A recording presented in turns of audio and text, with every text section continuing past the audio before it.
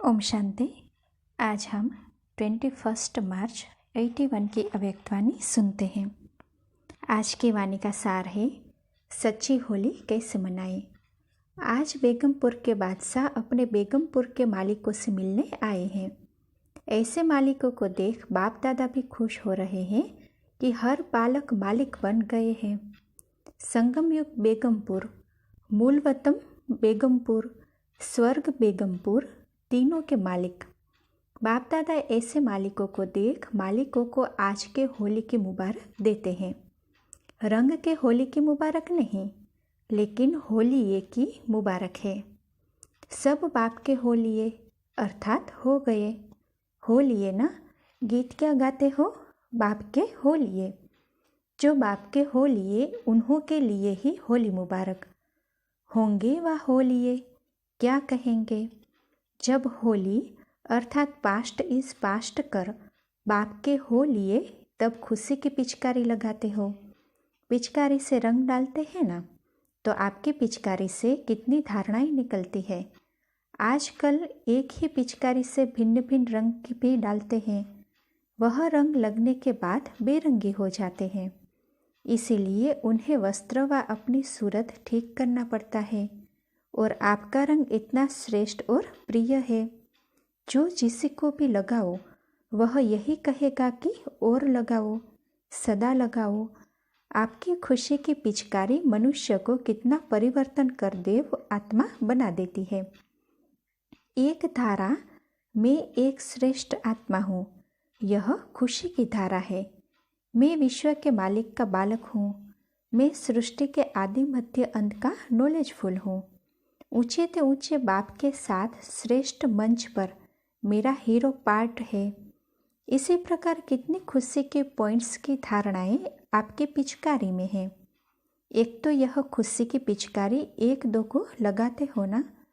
दूसरी सर्व प्राप्तियों के धाराओं की पिचकारी, जैसे अतीन्द्रिय सुख, आत्मा और परमात्मा के मिलन का रूहानी प्रेम। ऐसे और भी सोचो, यह तो कॉमन है। तीसरी पिचकारी सर्व शक्तियों की पिचकारी। इन विदेशियों ने पिचकारी कब देखी है। जैसे गुलाबाशी होती है, उसमें कितने सुराख होते हैं। ऐसे पिचकारी दूर से लगाई जाती है, जो फोर्स से दूर दूर तक जाती है। ज्ञान की अलौकिक पिचकारियाँ तो देखी है ना। अच्छा, चौथी पिचकारी ज्ञान की मूल पॉइंट्स। ऐसे पिचकारियों से होली खेलने से देव आत्मा बन जाते हो।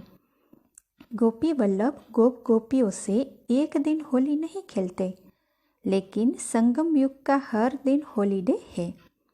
संगम पर होली और सतयुग में होगी हॉलीडे। अभी हॉलीडे नहीं मनाना है। अभी तो मेहनत की मुहब्बत के कारण हॉलीडे की अनुभूति करा देती है। बाप दादा ने बच्चों का एक दृश्य ऊपर से देखा, मेहनत का दृश्य देखा। तो किसी ने कहा, जहाँ नया हॉल बनाना है वहाँ भाई लोग रोज पत्थर उठाते थे। तो बाबा ने कहा, कहाँ मंदिरों में पूजे जाने वाले प्रकृति भी आपकी दासी बनकर सेवा करने वाली। बाप भी बच्चों की माला सिमरन करते हैं, लेकिन बच्चे क्या कर रहे हैं, पत्थर उठा रहे थे। यह मेहनत नहीं लगी मुहब्बत के कारण। समझा हमारा कार्य है, घर का कार्य है, यज्ञ सेवा है। तो बाप दादा से मुहब्बत होने के कारण यह मेहनत भी एक खेल लग रहा था ना। संगम युग की कितनी मेहनत उतनी फ्रीडम है, क्योंकि बुद्धि और शरीर जितना बिजी रहते उतना व्यर्थ संकल्पों से फ्री रहते हैं। इसीलिए कहा कि संगम पर मेहनत ही हॉलीडे है। बच्चों को देख बाप दादा आपस में रूरिहान कर रहे थे। अभी हॉल बनने के लिए पत्थर उठा रहे हैं, लेकिन यह एक पत्थर 1000 गुना वृद्धि को पाकर हीरे मोती बन जाएंगे। जो आपके महलों में यह हीरे मोती कितनी सजावट करेंगे। वहाँ महल बनाना नहीं पड़ेगा। अभी जो मेहनत की उसका फल सजा सजाया महल मिलेगा। बाप दादा देख रहे थे, बड़ी खुशी खुशी से सेवा की लगन में मगन थे। तो अब समझा होली कौन सी है। पहले जलाना है, फिर मनाना है। एक दिन जलाते हैं, दूसरे दिन मनाते हैं।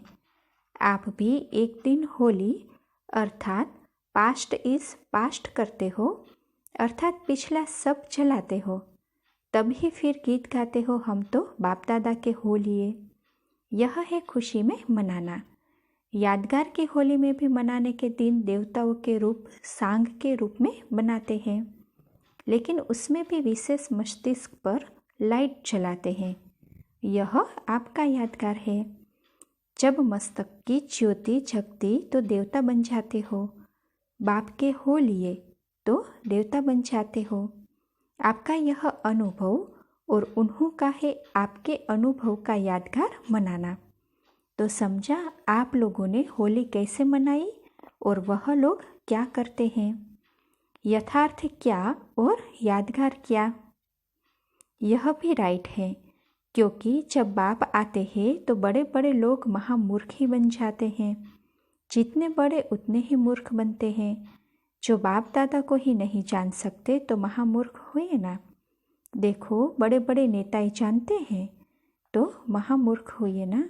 यह भी अपनी कल्प पहले की महामूर्खता की यादगार मनाते हैं। सारा उल्टा कार्य करते हैं। बाप कहते हैं मेरे को जानो, वह कहते हैं बाप है ही नहीं, तो उल्टे हुए ना। आप कहते हो बाप आया और वह कहते हैं हो ही नहीं सकता, तो उल्टा कार्य करते हैं ना। ऐसे तो बहुत कुछ विस्तार कर लिया है, लेकिन सार है बाप और बच्चों के मंगल मिलन का यादगार। संगम युग ही मंगल मिलन का युग है। भारत में रहने वाले बच्चे तो इन बातों को जानते हैं। आज विदेश से आए हुए बच्चे को सुना रहे हैं, क्योंकि राज्य तो भारत में ही करना है ना, अमेरिका में तो नहीं करना है। भारत की बातें जरूर सुनेंगे, समझेंगे ना। आपकी बातें क्या बना दी है, कितना फर्क कर दिया है। ऐसे होली कर होली के गीत गाने वाले, सदा भिन्न भिन्न पिचकारियों द्वारा आत्मा की चोली रंगने वाले, सदा बाप से मंगल मिलन मनाने वाले, ब्राह्मण सो देवता बनने वाले बेगमपुर के मालिकों को बाप दादा का याद प्यार और नमस्ते। मुरलियाँ तो बहुत सुनी है, कुछ रहा है सुनाने का। अभी तो मिलना और मनाना है। सुनना और सुनाना भी बहुत हो गया। साकार रूप में सुनाया, अव्यक्त रूप में कितना सुनाया। 1 वर्ष नहीं लेकिन 13 वर्ष। अभी 13वें में 13 ही होना चाहिए ना। 13 हूँ, इसी धुन में रहो तो सारा सुनाने का सार आ जाएगा। कल बच्चों के मनाने का दृश्य भी देखा, खूब हंसा, खूब खेला। बाप दादा मुस्कुराते रहे, सदा ही ऐसे हंसते नाचते रहो, लेकिन अविनाशी। बाप दादा बच्चों को बहलाते हुए देख यही वरदान देते हैं कि अविनाशी भव। टांगे तो थक जाएगी, लेकिन बुद्धि से खुशी में नाचते रहेंगे। अव्यक्त वतनवासी बन फरिश्ते की ड्रेस में नाचते रहेंगे तो अविनाशी और निरंतर कर सकेंगे। यह भी संगम युग के स्वहज है, फिर नहीं होंगे। इसीलिए खूब खेलो, खाओ, मौज करो, लेकिन अविनाशी शब्द याद रखो। अच्छा, अमेरिका पार्टी से मुलाकात है। एक एक रतन अनेक आत्माओं के कल्याण के निमित्त बने हुए हैं। आत्माओं को भटकते हुए देख रहम आता है ना। अभी तो और भी ज़्यादा दुख की हाहाकार बढ़ेगी। ऐसे अनुभव करेंगे जैसे सुख की एक जरा सी झलक भी नहीं दिखाई देती। यह सुख के साधन सब उन्हों को दुख के साधन अनुभव होने लगेंगे। ऐसे टाइम पर सिर्फ एक ही बाप और बाप के बच्चों को सहारा उन्हों को दिखाई देगा। सारे देश में अंधकार के बीच में एक ही लाइट हाउस दिखाई देगा। यह धीरे धीरे अति में जल्दी जल्दी जाता रहेगा। तो ऐसे समय पर लाइट और माइट देने के अभ्यासी आत्माएं चाहिए। इसी अभ्यास में रहते हो एक समय पर तीनों प्रकार की सेवा करनी पड़ेगी, मनसा भी, वाचा भी और कर्मणा भी। कर्मणा से उनको बिठाकर आथक देना, तो ऐसी तैयारी करते चलो, क्योंकि अमेरिका में जितने ज़्यादा वैभव है, जितना बड़ा स्थान है, उतना ही बड़ा दुख का अनुभव भी करेंगे। तो विनाश की तैयारी चल रही है ना। विनाश के निमित्त आत्माओं के साथ साथ आप स्थापना करने वाली आत्माएं भी अपना झंडा बुलंद करेगी। तो स्थापना के कार्य में विशेष आत्मा को कौन लाएगा? अमेरिका। विशेष आत्माओं को लाने से अमेरिका का सेवा केंद्र भी वीआईपी हो जाएगा ना। अच्छा, सैन फ्रांसिस्को पार्टी है। जैसा स्थान है, स्थान के अनुसार कौन सा झंडा लहराएंगे? साइंस वाले तो और भी जगह है, लेकिन यहाँ की विशेषता क्या है? तो किसी ने कहा धार्मिक नेताएं बहुत है। तो बाबा बोले, एक भी धार्मिक नेता को अगर अनुभव करा दिया तो कितना नाम वाला हो जाएगा। तो यह विशेषता दिखाओ। जब वह लोग भी प्रैक्टिकल अनुभव सुनेंगे तो अनुभव के आधार पर आकर्षित होंगे। तो यह नवीनता दिखाओ। कुमारियाँ ऐसे विद्वानों का बाण मारे। यह कल्प पहले की यादगार है ना। तो वह कौन सी कुमारियाँ है? आप हो ना। कोई भी निमित्त बने। ब्रह्मा कुमार नज़दीक लाएंगे और ब्रह्मा कुमारियाँ जीत प्राप्त कर विजय का झंडा लहराएगी। आप ब्रह्मा कुमार शिकार को लाएंगे और आप शिकार को अपना बनाकर मर्जिया बना देगी। पहला कार्य पांडवों का है। फल निकालने में थोड़ा समय लगता है। जो बीज डाल रहे हो उसका फल निकलेगा जरूर। प्यार से उन्हों की सेवा करनी है। उन्हों को महान महान कहते हुए अपनी महानता दिखानी है। अगर पहले उनको कहेंगे आप तो कुछ नहीं है, आप रोंग कर रहे हैं, तो वह तुम्हारी सुनेंगे भी नहीं। इसीलिए पहले महिमा करो। जैसे मुरली में सुनाते हो ना, चूहा क्या करता है? पहले फूंक देता फिर काटता है। ऐसे करो, क्योंकि फिर भी विकारी दुनिया को पिलर्स देकर ठहारने का काम तो किया है ना। तो जो किया है उसकी महिमा तो करेंगे ना। अच्छा अच्छा कहते, अच्छा अच्छा बनाते जाओ। तो समझा आपको कौन सा कार्य करना है। यह भी आपके मैसेंजर बन जाएंगे। इन्हों का आवाज़ तो बड़ा होता है ना, माइक बड़े होते हैं। इसीलिए ऐसे ऐसे को संपर्क में लाओ जिसका नाम अच्छा हो, बड़ा हो। आप उन्हों को द्वारा अपना बड़ा कार्य निकाल सकते हो। ब्राह्मण बढ़ाने की सेवा तो करनी ही है, लेकिन यह है एडिशन। कोई बड़ा प्रोग्राम रखो, उस प्रोग्राम में ऐसे वीआईपीज़ को कोई पोजीशन देकर बुलाने की कोशिश करो। उन्हों को इस कार्य में सहयोगी बनाओ। उनके पास कोई अनुभवी परिवार ले जाओ तो उसके प्रैक्टिकल लाइफ का प्रभाव उन पर ज़्यादा पड़ेगा, क्योंकि वह भी प्रूफ देखना चाहते हैं कि यह क्या करते हैं। अच्छा, अफ्रीका पार्टी है। सेवा की वृद्धि का उमंग उत्साह तो सदा रहता है ना। जैसे दृष्टांत देते हैं कि मछली नीर के बिना नहीं रह सकती, वैसे ब्राह्मण सेवा के बिना नहीं रह सकते, क्योंकि सेवा करने से एक तो स्व उन्नति और साथ साथ अनेक आत्माओं की भी उन्नति हो जाती है। तो अपनी उन्नति के कारण भी प्राप्ति होती और दूसरे की जो उन्नति होती उसका भी शेयर जमा हो जाता। इसीलिए बाप दादा सदा कहते, ब्राह्मण वह जो याद और सेवा में सदा तत्पर रहे। याद में रहकर सेवा करना अर्थात मेवा ही मेवा है। जैसे मेहनत मोहब्बत में बदल जाती, वैसे सेवा मेवा में बदल जाती। तो ऐसे सेवा का उमंग रहता है। जो जितना करता है उसका पदम गुणा हो जमा हो जाता है। अफ्रीका में भावना वाली सहयोगी आत्माएं हैं। सेवा में सहयोग देने का अच्छा उमंग उत्साह है। एक एक रतन बहुत वैल्यूएबल और लाडला है। सी फादर, इस मंत्र को सदा सामने रखते हुए चढ़ती कला में चलते चलो। जब सी फादर और फॉलो फादर है तो उड़ते रहेंगे। जब आत्मा को फॉलो करते तो नीचे आ जाते। कभी भी आत्मा को नहीं देखना, क्योंकि आत्मा सब पुरुषार्थी है।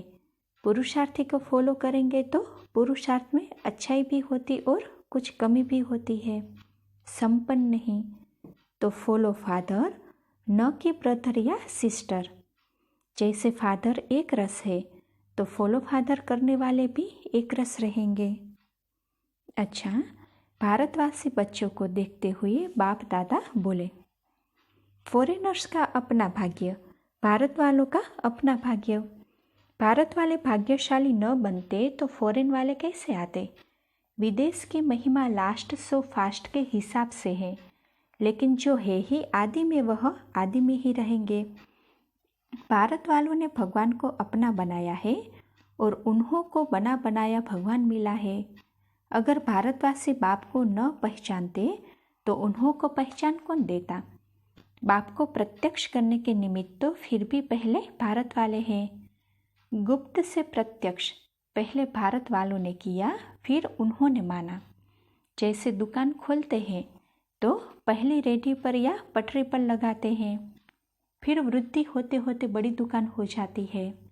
ऐसे भारत वालों ने पहले बहुत मेहनत की, दुकान खोले, तब तो आप लोग आए हो। जितना सहन भारत वालों ने किया उतना फॉरेनर्स ने कहाँ किया है। इसीलिए भारतवासी बच्चे इसमें नंबर 1 हैं। जो सहन करने में नंबर 1 है उन्हें वर्षा भी उसी हिसाब से मिलता है। आप लोग प्रैक्टिकल चरित्र करने वाले हो, लेकिन वह सुनने वाले हैं। आप कहेंगे हमने आंखों से ब्रह्मा में शिव बाप को देखा, यही विशेषता है। वैसे तो सब एक दो से आगे है, क्योंकि ड्रामा अनुसार संगम युग के ऐसा वरदान मिला हुआ है जो हर एक में कोई न कोई विशेषता सबसे विशेष है। अभी देखो भोली की विशेषता और भाषण करने वालों की विशेषता। अगर भोली न होती तो काम नहीं चलता। अच्छा, यह भी होली खेल रहे हैं, आज है ही मनाना, यह भी पिचकारी लग रही है। अच्छा, इस मुरली का सार है, पहला, बाप दादा संग मुबारक नहीं देते परंतु बाप के हो लिए अर्थात हो गए उसकी मुबारक देते हैं। दूसरी पॉइंट, खुशी की प्राप्तियों की, सर्व शक्तियों की, ज्ञान के मूल पॉइंट्स आदि आदि की पिचकारियों से खेलते तुम देव आत्मा बन जाते हो। तीसरा, सी फादर और फॉलो फादर करने से चढ़ती कला का अनुभव करेंगे। अच्छा, ओम शांति।